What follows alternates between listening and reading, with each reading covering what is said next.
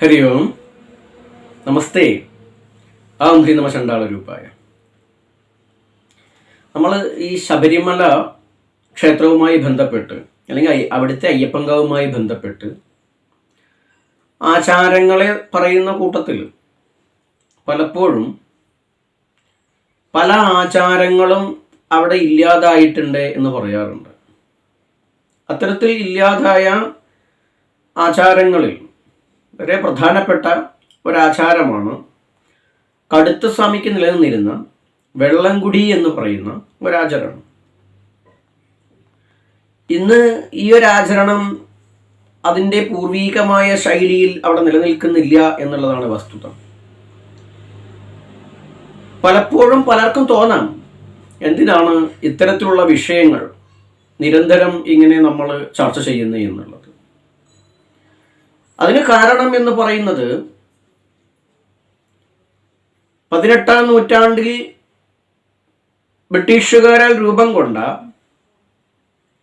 ഹിന്ദു മതം എന്ന വ്യവസ്ഥ, ഹൈന്ദവ സംസ്കാരം എന്ന് പറയുന്നത് വ്യത്യസ്ത ദർശനങ്ങളുടെ, ഗോത്രങ്ങളുടെ, കുലങ്ങളുടെ ഒരു മേളനമാണ്. എന്നാൽ അതൊരു മതത്തിലേക്ക് വന്നപ്പോൾ അത് കേവല വൈദിക മതനിയമങ്ങൾക്ക് ഉള്ളിലുള്ള ഒരു സംസ്കൃതിയാണെന്ന് തെറ്റിദ്ധരിക്കപ്പെട്ടു. ആ തെറ്റിദ്ധാരണ ഇന്നും തുടരുന്നതിൻ്റെ ഭാഗമായി ജന്മബ്രാഹ്മണേതര, ക്ഷത്രിയേതര, വൈശ്യേതര, ശൂദ്രേതര ആളുകളെല്ലാം തന്നെ ഈ കാലഘട്ടത്തിലും ഒരു താഴ്ന്ന സമൂഹമാണ്. അവർക്ക് കൾച്ചർ ഇല്ലാത്തവരാണ്, അവർക്ക് സ്വത്വമില്ലാത്തവരാണ്. അവർക്ക് എന്തെങ്കിലും ഒരു മര്യാദ വേണമെങ്കിൽ, എന്തെങ്കിലും ഒരു ശ്രേഷ്ഠത വേണമെങ്കിൽ അവർ ഈ പറയുന്ന ബ്രാഹ്മണ നിയമത്തിലേക്ക് പ്രവേശിച്ചാൽ മാത്രമേ പറ്റൂ, വൈദിക പാരമ്പര്യത്തിലൂടെ മാത്രമേ പറ്റൂ എന്ന് ഒരു വിശ്വാസ പ്രചരണവും അതിൻ്റെ അതിപ്രസരണവും അധിനിവേശനവും ഇപ്പോഴും നടക്കുന്നുണ്ട്, അല്ലെങ്കിൽ ഇപ്പോൾ ശക്തമായി നടക്കുന്നുണ്ട്. ആ സന്ദർഭത്തിലാണ് നമ്മൾ പറഞ്ഞുകൊണ്ടിരിക്കുന്നത് അത് തെറ്റായൊരു പ്രവണതയാണ്. ഇവിടുത്തെ അടിസ്ഥാന വിഭാഗങ്ങൾ ഇന്ന് പോലും സമൂഹം കീഴാളരാണെന്നും സ്വത്വമില്ലാത്തവരാണെന്നും സ്വന്തമായി ഒരു വിശ്വാസ പാരമ്പര്യം പോലും ഇല്ലാത്തവരാണെന്ന് തെറ്റിദ്ധരിക്കുന്ന ഈ അടിസ്ഥാന വിഭാഗങ്ങൾക്ക് സ്വത്വമുണ്ട്, അവരെ നിങ്ങൾ അവരായി അംഗീകരിക്കൂ, അവർക്ക് അവരുടേതായ ശ്രേഷ്ഠത്വമുണ്ട് എന്ന് പറയുന്നത് ഏതെങ്കിലും ഒരു കാലഘട്ടത്തിൽ അടിച്ചമർത്തപ്പെട്ടതിൻ്റെ ഫലമായി അവർക്ക് നല്ലൊരു ജീവിതം നയിക്കാൻ പറ്റാത്ത അവസ്ഥയുണ്ടായിട്ടുണ്ടായിരിക്കാം. എന്നാൽ അതാണ് അവരുടെ സ്വത്വം എന്ന് തെറ്റിദ്ധരിക്കുന്നത് ചരിത്ര നിഷേധമാണ്. ആ നിഷേധത്തിൻ്റെ മുകളിൽ അവരെ പൂർണ്ണമായും നിഷ്കാസനം ചെയ്യുന്ന ഒരു ബ്രാഹ്മണ മേൽക്കൊയ്മ ഇവിടെ നടക്കുന്നുണ്ട്. ബ്രാഹ്മണ മേൽക്കൊയ്മ എന്ന് പറയുമ്പോൾ അത് ബ്രാഹ്മണ ജാതിക്കാരാണ് ചെയ്യുന്നതെന്നൊന്നുമല്ല അതിൻ്റെ അർത്ഥം. ആ സിദ്ധാന്തത്തെ അടിച്ചേൽപ്പിക്കുന്നു എന്നുള്ളതാണ്. പലപ്പോഴും പലർക്കും തോന്നാം, എന്താണ് ഈ ബ്രാഹ്മണരോട് നമുക്ക് ഇത്ര ദേഷ്യം അല്ലെങ്കിൽ മുഷ്ടിൽ എന്നുള്ളത്. ഒരു ദേഷ്യവും ഒരു മുഷ്ടിലും ഇല്ല. ബ്രാഹ്മണ സമൂഹങ്ങൾ അവരുടെ ആചാര അനുഷ്ഠാനങ്ങളെ സംരക്ഷിക്കണമെന്നും അവരുടെ സംസ്കൃതിയെ സംരക്ഷിക്കണമെന്നും അവരായി നിലനിൽക്കണമെന്നും മറ്റുള്ളവരോട് ഇടക്കാലത്തുണ്ടായിരുന്ന തെറ്റിദ്ധാരണജനകമായിട്ടുള്ള അകൽച്ച ഇല്ലാതാകണമെന്നും സാഹോദര്യത്തിൽ വർത്തിക്കണമെന്നും ഒക്കെ തന്നെയാണ് നമ്മൾ മുന്നോട്ട് വയ്ക്കുന്നത്. എന്നാൽ അവരുടെ ദർശനങ്ങൾ മാത്രമാണ് ശരി എന്ന് പറഞ്ഞ് മറ്റൊന്നിനെ ഇല്ലാതാക്കാൻ ആരെങ്കിലും ശ്രമിക്കുമ്പോൾ അതിനെയാണ് നമ്മൾ ചൂണ്ടിക്കാണിക്കുന്നത്. അല്ലാതെ ഒരിക്കലും അതൊരു ബ്രാഹ്മണർക്ക് നേരെയുള്ള ഒരു ആക്രോശമൊന്നുമല്ല. അങ്ങനെയില്ല. ബ്രാഹ്മണരെ നമ്മൾ ഒത്തിരി സ്നേഹിക്കുന്നു, ബ്രാഹ്മണ ആചാരങ്ങളിൽ നമ്മൾ ഇഷ്ടപ്പെടുന്നു. അത് ഏത് സമൂഹത്തിലായാലും ചില കാലാനുസൃതമായി ചില ദുരാചാരങ്ങൾ അതിൽ കടന്നുകൂടിയിട്ടുണ്ടാവാം. അത് നീക്കം ചെയ്യേണ്ടതാണ് ഏത് സമൂഹത്തിലായാലും. അല്ലാതെ മറ്റൊരു തരത്തിലും നമുക്ക് അവരുടെ മുഷ്ടിലില്ല. അപ്പോൾ ഈ ശബരിമല വിഷയത്തിലാണെങ്കിൽ ശബരിമല പലപ്പോഴും ചർച്ചാ വിഷയമാകുന്ന സമയത്ത് ആചാര സംരക്ഷണം എന്നാണ് കേൾക്കുക. ഈ ആചാരം സംരക്ഷിക്കണം എന്ന് പറയുന്ന ഒരു സംഘടിത സമൂഹം ഒരിക്കലും, ഒരു സംഘടന സ്വരൂപം ഒരിക്കലും ഇവിടുത്തെ അടിസ്ഥാന വിഭാഗങ്ങളുടേതായിരുന്ന ആചരണങ്ങൾ അവിടെ തിരിച്ചു കൊണ്ടുവന്ന് അതിനെ സംരക്ഷിക്കണം എന്ന് പറയാറില്ല. അപ്പൊ അതിൻ്റെ ഉള്ളിലെ ആ ഒരു ഒരു ഗൂഢലക്ഷ്യം എന്താണ്? അതൊരു ബ്രാഹ്മണ ലോകത്തെ സൃഷ്ടിക്കുകയാണോ എന്നുള്ളത് നമുക്ക് ആകുലതപ്പെടുന്നുണ്ട്. ആ ആകുലതയാണ് നിങ്ങളുമായി പങ്കുവയ്ക്കുന്നത്. അത് തെറ്റായ പ്രവണതയാണ്. അത് ഭാരതത്തിന്റെ പൈതൃകം നശിപ്പിക്കുന്നതാണ്.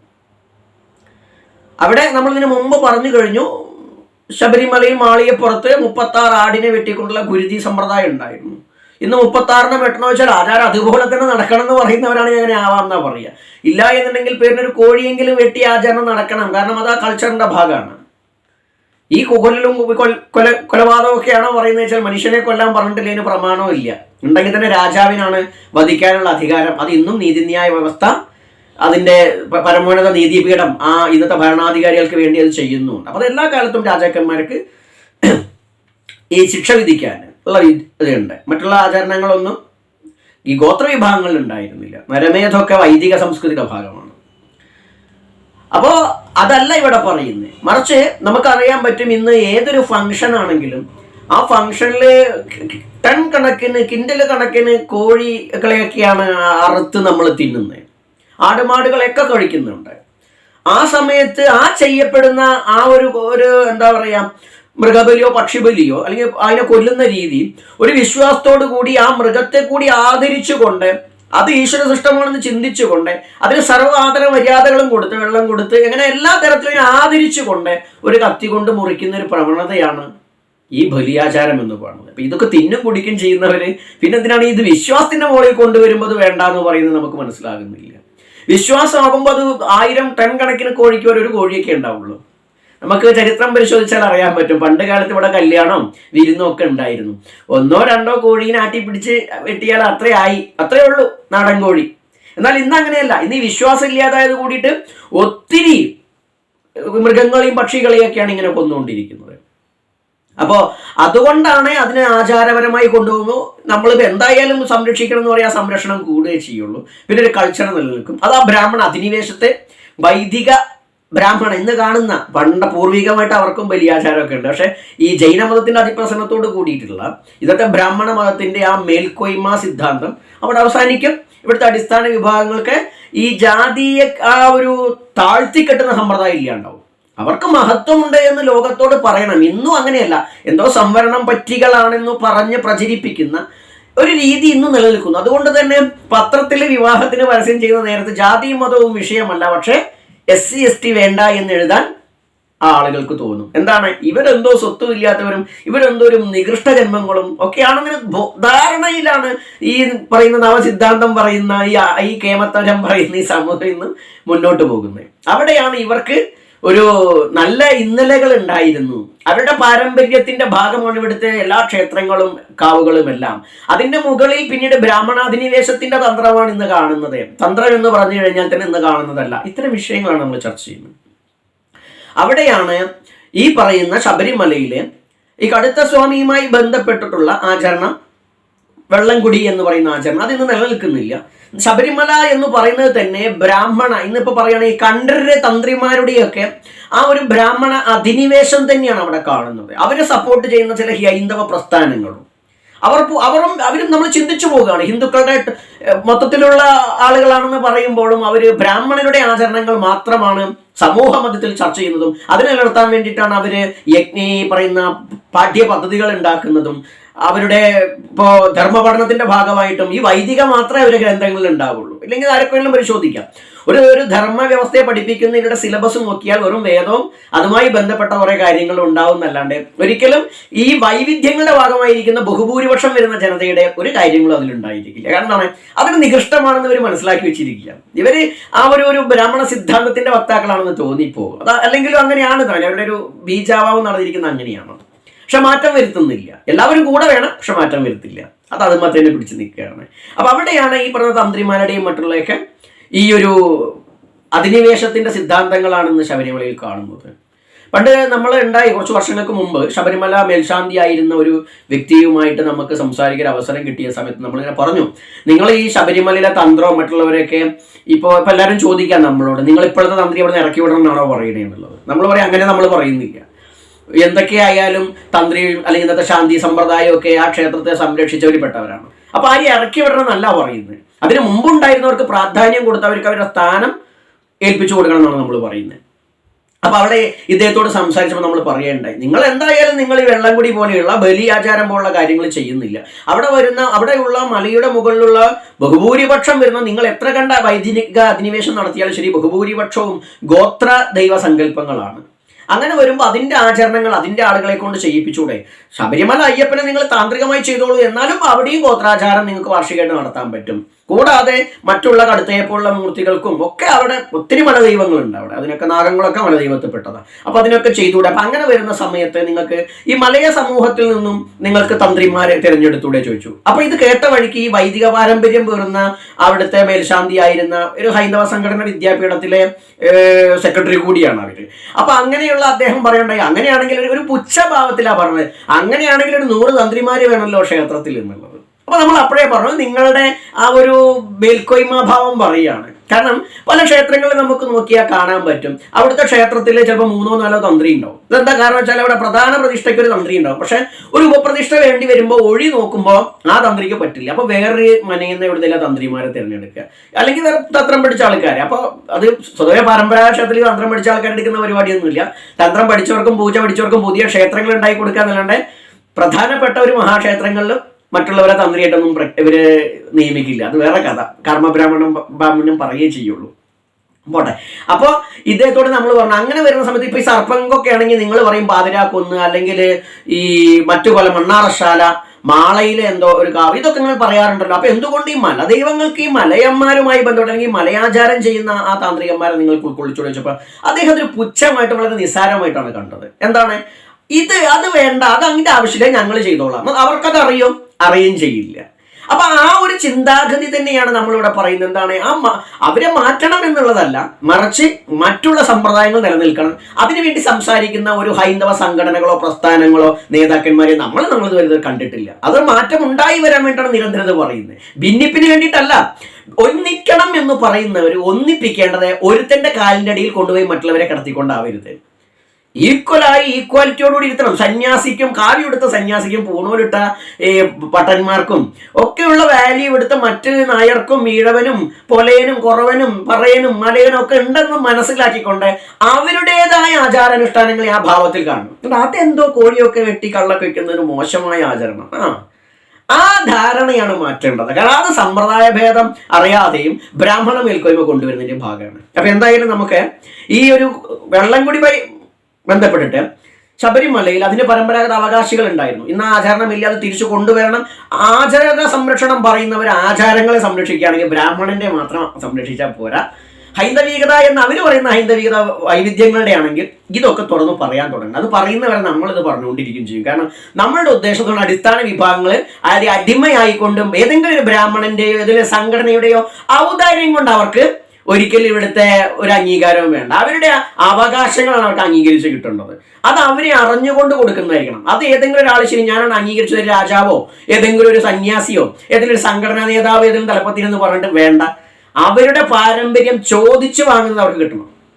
അത് നിഷേധിച്ചു കൊണ്ടുള്ള ഒരു ഐക്യത്തിനും നമ്മൾ ഓൾറെഡി അംഗീകരിക്കുന്നില്ല. അടിമത്വം പേറുന്നവർക്കാകാം, പക്ഷെ ഉടമയാവുകയും വേണ്ട. ഈക്വാലിറ്റിയാണ് പറയുന്നത്. അതുകൊണ്ട് നമ്മുടെ ജനതയ്ക്ക് ലഭ്യമാകേണ്ടായിരിക്കുന്ന അവകാശങ്ങൾ, അവരുടെ സ്വത്വവും അത് അറിഞ്ഞു തന്നേ പറ്റുള്ളൂ. ചരിത്രം എത്ര മാറ്റി എഴുതിയാലും ചരിത്രമില്ലാതാകില്ല. അത് പറയാൻ വേണ്ടിയിട്ട് ഓരോ മനുഷ്യജന്മങ്ങൾ ഇവിടെ അടിയും കുത്തും ആട്ടും തുപ്പും ഒക്കെ എത്ര സഹിച്ചിട്ടാണല്ലോ ശരി അത് പറഞ്ഞുകൊണ്ടിരിക്കും. അപ്പൊ അതുകൊണ്ട് നമുക്ക് ഈ കടുത്തസ്വാമിയുമായി ബന്ധപ്പെട്ട ഒരു ചരിത്ര രേഖയാണ് ഇത്. തെക്കുംപുറം രേഖയിൽ നിന്ന് എടുത്തിട്ടുള്ളത് തന്നെയാണ് ഈ പറയുന്നതിൽ ഇതുമായി വെള്ളംകുടിയുമായി ബന്ധപ്പെട്ട് അതിന്റെ അവകാശികൾക്ക് ആ സ്ഥാനത്ത് നിന്ന് മാറേണ്ടി വന്ന സമയത്തുണ്ടായ ഒരു വിഷയമാണ്. അപ്പൊ അത് നമ്മളൊന്ന് വായിക്കാം, ആ ഒരു രേഖ എന്താ പറയുന്നത് എന്നുള്ളത്. ചെങ്ങന്നൂർ താലൂക്കിൽ നിന്നും വടക്കേക്കര പകുതിയിൽ മഴുക്കീർ മേൽമുറിയിൽ മലമേൽ വീട്ടിൽ ശങ്കരനാരായണൻ ബോധ്യപ്പെടുത്തുന്നത് ശബരിമല ക്ഷേത്രത്തിൽ മാളികപ്പുറത്ത് കടുത്തസ്വാമി നടയിൽ വഴിപാട്ടുകാർ നടത്തിക്കുന്ന വെള്ളംകുടി അടിയന്തിരം മുൻകാലത്ത് മലമേൽ വീട്ടുകാർ നടത്തിവരുന്നതാണ്. കടുത്തസ്വാമി എന്ന് പറയുന്നത് ഹർജിക്കാരന്റെ പൂർവീകൻ കടുത്ത എന്ന നാമധേയത്തോടു കൂടിയ ഒരാൾ ശബരിമല ക്ഷേത്രത്തിൽ വിളക്ക് വെപ്പുകാരനായിരുന്നു. അവിടെ വെച്ച് നിര്യാണം വന്നു പോയതിനാൽ മാളികപ്പുറത്ത് ഭഗവതി ക്ഷേത്രത്തിന് കിഴക്ക് വശം കുടിയിരുത്തി കടുത്തസ്വാമി എന്ന നാമധേയത്തിൽ വഴിപാട്ടുകാർ ആചരിച്ചു വരുന്നതാണെന്നും വെള്ളംകുടി ഹർജിക്കാരനെ കൊണ്ട് നടത്തിക്കണമെന്നും എഴുതി ബോധിപ്പിച്ചതിന് അനുവദിച്ച് 186 നമ്പർ തുലാം മാസം 5-ാം തീയതി എഴുതിയ ഉത്തരവ് വന്നു. അന്ന് മുതൽ ഹർജിക്കാരനെ കൊണ്ട് നടത്തിപ്പാൻ ഉത്തരവായിരിക്കുന്നു. തഹസിൽദാർ പത്മനാഭ അയ്യർ ഒപ്പ്. അപ്പൊ ഇതിൽ പറയുന്നത് ഈ കടുത്ത എന്ന് പറയുന്നത് അവിടുത്തെ വിളക്ക് വെക്കുന്ന ഒരു വ്യക്തിയായിരുന്നെന്നും അദ്ദേഹം അവിടെ തന്നെ മരിക്കുകയാണ് ഉണ്ടായതെന്നും അതിന്റെ ഭാഗമായിട്ട് അദ്ദേഹത്തിന്റെ പ്രേത സാന്നിധ്യത്തെ കാണുകയിൽ ആ പ്രേതത്തെ എടുത്ത് കുടിവെക്കേണ്ടി വന്നു. അതാണ് മാളികപ്പുറത്തിന് വശത്തായിട്ട് പറയുന്നത്. അപ്പോ കിഴക്ക് വശം കുടിയിരുത്തി, മാളികപ്പുറത്ത് കിഴക്ക് വശം കുടിയിരുത്തി ആചരിക്കണം എന്ന് പറഞ്ഞു. അന്നത്തെ ക്ഷേത്രമൊന്നുമല്ല, അതിന് കുടിവെപ്പ് കല്ല് മാത്രമേ ഉണ്ടായിരുന്നുള്ളൂ. അങ്ങനെ അതിനെന്ത് ചെയ്യണം? അതിന്റെ പൂർവികരായിട്ടുള്ള ആളുകൾ തന്നെ അതിന് വെള്ളം കൂടി നടത്തണം. വെള്ളം കൂടി എന്ന് പറഞ്ഞാൽ നമ്മുടെ നാട്ടിലൊക്കെ സാധാരണ പറയാ കള്ളും നീരും കൊടുക്കുക എന്നൊക്കെ പറയും, അല്ലെങ്കിൽ കള്ളും തവിടും കൊടുക്കാറിയും കാരണവന്മാർക്ക്. അപ്പൊ ഈ വെള്ളം കൂടി എന്ന് പറഞ്ഞാൽ മദ്യം കൊണ്ടുള്ള ഒരു തർപ്പണമാണ്. ഈ ചെത്തിത്തെളിഞ്ഞ കള്ളും അതുപോലെ തന്നെ വാറ്റിത്തെളിഞ്ഞ കർപ്പൂറാക്ക് പോലുള്ള സാധനങ്ങളൊക്കെ വെച്ചിട്ടുള്ള ഒരു ആചരണമാണ്. അപ്പൊ അത് ചെയ്യേണ്ടത് ഇതിന്റെ പാരമ്പര്യം ആ പ്രേത സംബന്ധിയായ വിഷയത്തിന്റെ ആളുകളാണ്. അതാണ് ഇവിടെ ശങ്കരനാരായണന്റെ കാര്യം പറഞ്ഞിരിക്കുന്നത്. അവർക്കാണ് ആ മലമേൽ വീട്ടിൽ ശങ്കരനാരായണന്റെ പേരൊക്കെ പറഞ്ഞിരിക്കുന്നത് അതിന് വേണ്ടിയിട്ട്. അപ്പൊ ആ പാരമ്പര്യക്കാർക്കാണ് അത് പറഞ്ഞിരിക്കുന്നത്.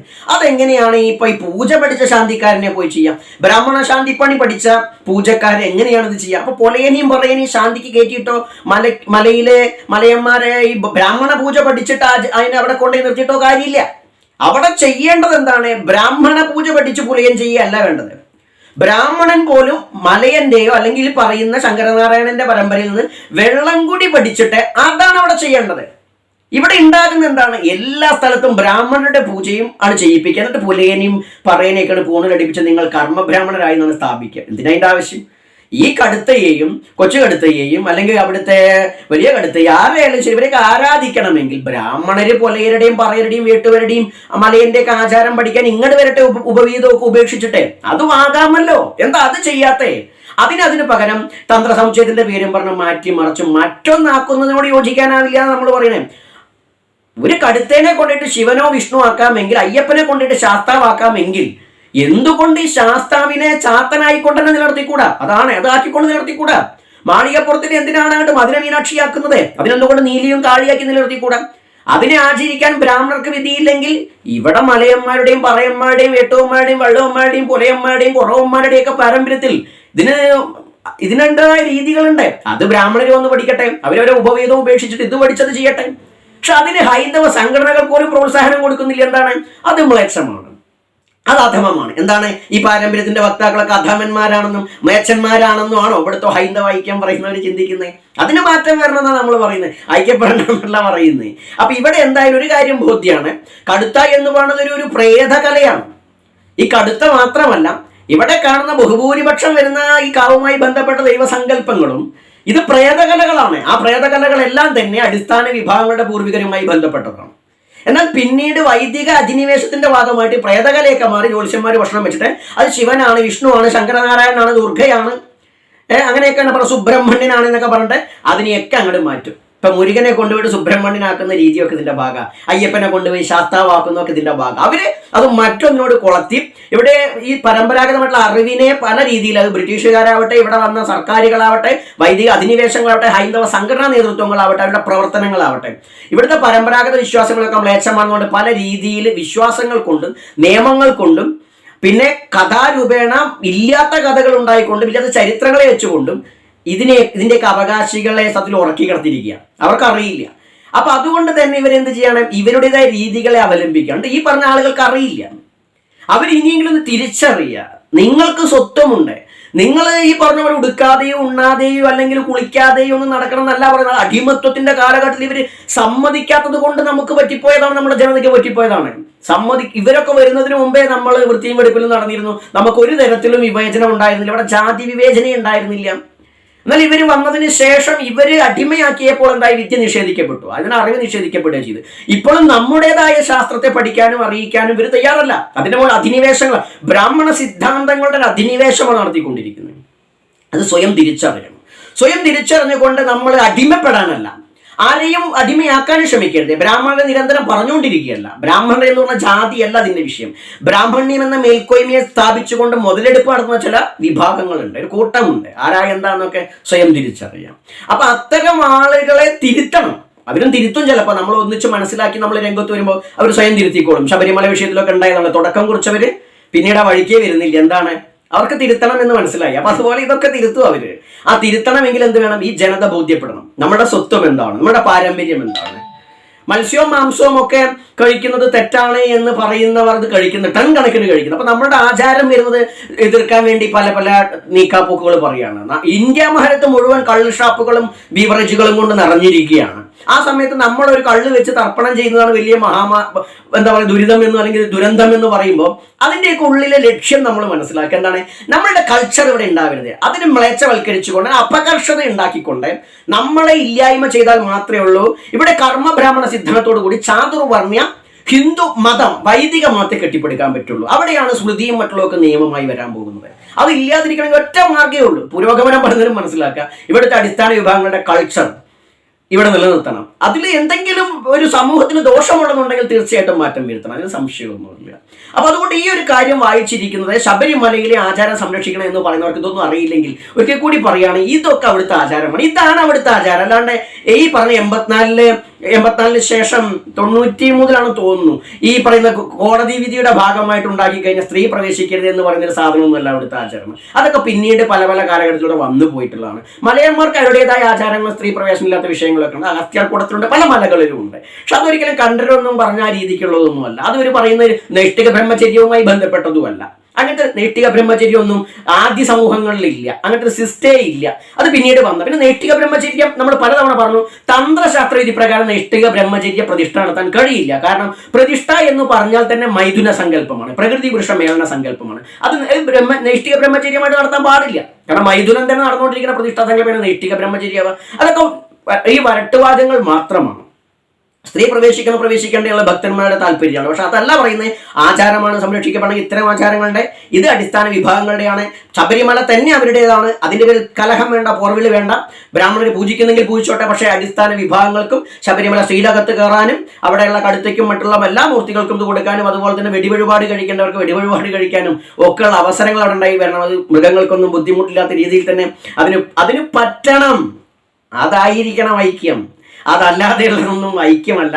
അത് ഈ പാണനെയും പറയനെയും പൊലയനെയും വേട്ടുവനെയും വള്ളുവനെയും ആശാരിയും മൂശാരിനെയും ഒക്കെ കൊണ്ടുപോയിട്ട് പൂണൂലിടിപ്പിച്ച് നിങ്ങളൊക്കെ പണ്ടേ ബ്രാഹ്മണരാ, പണ്ടേ പൂണൂലുണ്ടായിരുന്നു. പല അപ്പന്മാർക്കൊന്നും ഇല്ലാത്തൊരു സാധനം പൂണൂലുണ്ടായിരുന്നുകൊണ്ട് പറ്റേ. പൂണൂല് തന്ത്രത്തിന്റെ പാരമ്പര്യത്തിലൊരു ദീക്ഷയ്ക്ക് പൂണൂലിടുന്ന സമ്പ്രദായമൊക്കെ പലതിലുണ്ട്. അതുപോലല്ല ഷോഡശ സംസ്കാരമായിരിക്കുന്ന വൈദികന്റെ സ്മാർത്താചാരങ്ങൾ ഇവന്റെ തലയിലാണ് കെട്ടിവെക്കുക. എന്നിട്ട് പറയണം നീയൊക്കെ ബ്രാഹ്മണനാണ്. അതെന്തിനാ അതിന് ഒരു വെമ്പൽ കൊള്ളുന്നത്? അതുകൊണ്ടാണ് നമ്മൾ പറയുന്നത്. അങ്ങനെയാണെങ്കിൽ ഈ പ്രദേശത്തെ ദൈവങ്ങൾ കംപ്ലീറ്റ് അടിസ്ഥാന വിഭാഗങ്ങളുടെയാണ്. തിരിച്ച് ഇതിനെ പൂജിക്കാൻ ബ്രാഹ്മണരുടെ പൂണൂൽ ഉരുവിച്ച് അവരെയൊക്കെ അടിസ്ഥാന വിഭാഗങ്ങളുടെ ആചാരം പഠിപ്പിക്കാം. ആ പൂണൂൽ ഇട്ടത് ചെയ്യണ്ട. അവര് പാണന്റെയും പറയന്റെയും പൊലയന്റെയും ഈഴവന്റെയും ഒക്കെ സമ്പ്രദായത്തിൽ ഇങ്ങോട്ട് വരട്ടെ. അത് ചെയ്യാൻ വേണ്ടിയിട്ട് ഈ പാവക്കുളത്തൊക്കെ പൂണൂൽ ചടങ്ങ് നടത്തുന്ന സമൂഹോപനയനം എന്ന് പറഞ്ഞിട്ട് ബ്രാഹ്മണനാക്കുന്നവര് അതിനു കൂടി ഒന്ന് തയ്യാറാവുക. അതാണ് യഥാർത്ഥത്തിൽ ഇവിടെ വേണ്ടത്. അതിനു വേണ്ട നമ്മൾ നിരന്തരം പറയുന്നത്. ഇല്ലെങ്കിലോ ആ പരമ്പരാഗത രീതി തുടരുക. അൺടച്ചബിലിറ്റിയും ഈ പറയുന്ന രീതിയിലുള്ള പരസ്പരം ജാതി വിദ്വേഷത്തിലുള്ള കലഹങ്ങളും അടിക്കലും കുത്തലും ഇന്നും പല സംസ്ഥാനങ്ങളിലും ഉണ്ട്. കേരളത്തിലും ഇല്ലാതില്ല എന്നും പാടില്ല. നമ്മളൊക്കെ അനുഭവസ്ഥരാണ്. അപ്പൊ അതൊക്കെ ഒന്ന് മാറുകയാണ് വേണ്ടത്. എന്തായാലും ഏവരെയും ആദിമുത്തൻ ചാത്തപ്പനും ചണ്ടാളമുത്തപ്പനും മൂലസ്ഥാനവും കരുനീലമ്മയും മുത്തിപ്പറ്റ കുട്ടിച്ചാത്തമ്മരും സകല പഠിമാന മക്കൾ അനുഗ്രഹിക്കട്ടെ. നമ്മളെപ്പോഴും നിങ്ങളെ കൂടെ തന്നെയുണ്ട്. നമസ്തേ. ഓം നമ ശിവായ. ഓം ഹരിം നമ ചണ്ടാള രൂപായ ശ്രീ ശ്രീപാദകം പൂജയാമി. ചണ്ടാളോഹം.